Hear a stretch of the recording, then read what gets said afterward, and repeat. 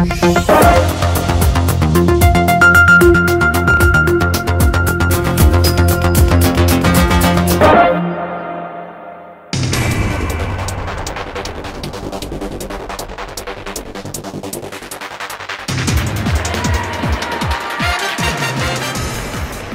était sur une bonne dynamique avec La Rochelle et Pionis au mois de janvier.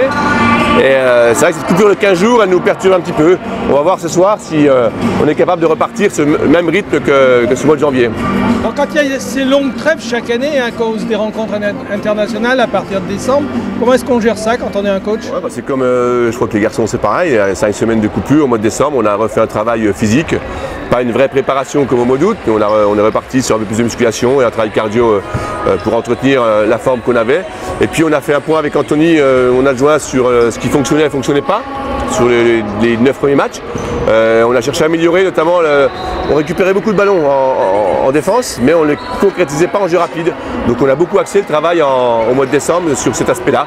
Donc ça nous permet une trêve de peut-être adapter un petit peu notre niveau de jeu et le faire à nouveau progresser. Et j'espère que ça va se concrétiser sur les matchs qui arrivent.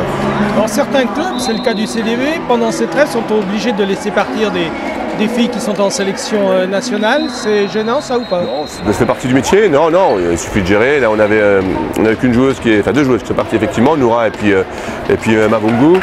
Non, on est habitué, on fait en fonction, non, on sait gérer, ça, il n'y a pas de souci.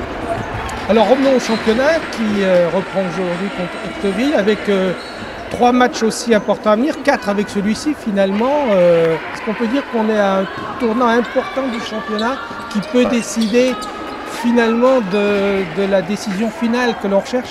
Le mois de février, il est très important dans notre parcours.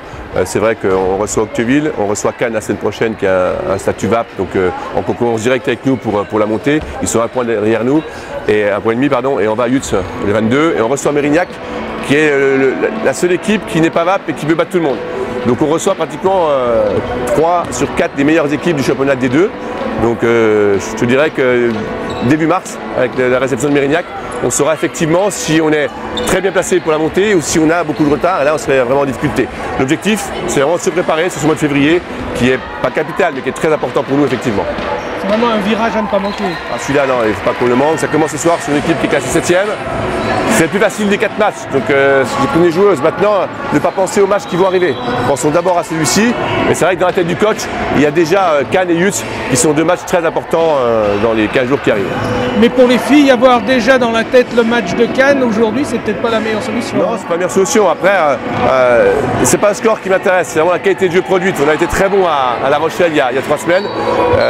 J'aimerais bien qu'on ne regarde pas le tableau, mais qu'on essaie d'imposer notre jeu, notamment à Octeville aujourd'hui.